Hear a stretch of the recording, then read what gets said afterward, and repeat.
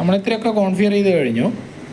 നമ്മൾ ഈ കോൺഫിഗറേഷനൊക്കെ ചെയ്ത് മോഡം കൊടുത്തു കഴിഞ്ഞാൽ നമുക്ക് ആ കണക്ഷൻ കംപ്ലീറ്റ് ചെയ്യണമെങ്കിലും അതുപോലെ മോഡത്തിൻ്റെ റിമോട്ട് ആക്സസ് നമുക്ക് കിട്ടണമെങ്കിൽ ഈ ബില്ലും കാര്യങ്ങളൊക്കെ കിട്ടണമെങ്കിൽ ACS TR609 അല്ലെങ്കിൽ ACS സെർവറിലേക്ക് പുഷ് ചെയ്യേണ്ടതുണ്ട്.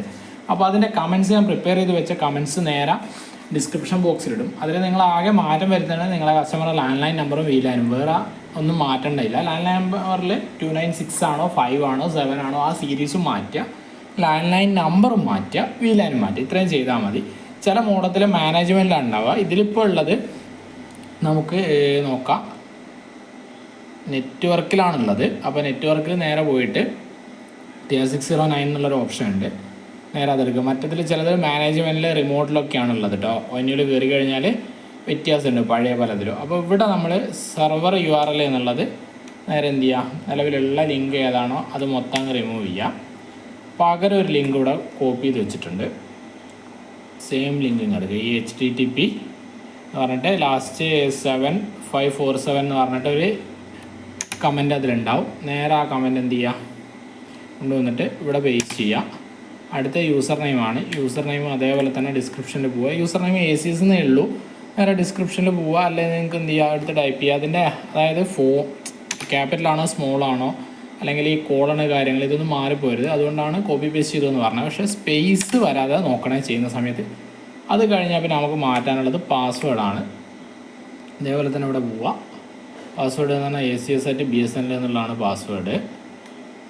അപ്പോൾ ആ പാസ്വേഡ് നേരെ കോപ്പി ചെയ്യുന്നു.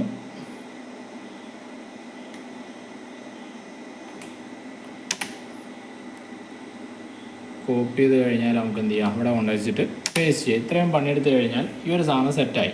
ഇനി നമുക്ക് ഇവിടെ ഒരു ടൈം ഇൻ്റർവെല്ലാണ്. ഇത് നിങ്ങൾ 30 എന്ന് എൻ്റർ ചെയ്ത് കൊടുത്താൽ ഈ പീരിയോഡിക് ടൈം ഇൻ്റർവെല്.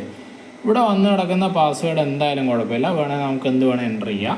ഇനി നമുക്കിതിൽ മാറ്റാനുള്ളത് യൂസർ നെയിമാണ്. യൂസർ നെയിം മാറ്റുന്ന സമയത്താണ് ഞാൻ പറഞ്ഞത് ലാൻഡ് നമ്പർ അതിൻ്റെ സീരീസ് കറക്റ്റ് ആയിരിക്കണം. ഞാനിപ്പോൾ ഇവിടെ കൊടുത്തേക്കുന്നത് 0496 ഒരു VLANും അതുപോലെ തന്നെ ഒരു ലാൻഡ് നമ്പറും കൊടുത്തിട്ടുണ്ട്. അപ്പോൾ 049 കഴിഞ്ഞിട്ട് ഏതാണോ നിങ്ങളുടെ സീരീസ് വരുന്നത് ആ സീരീസ് കൊടുക്കുക.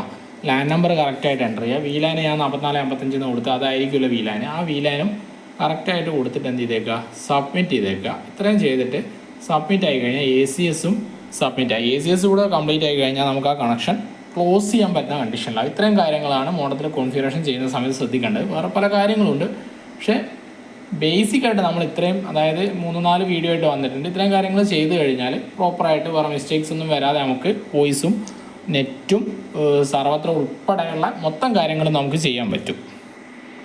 Okay, thank you.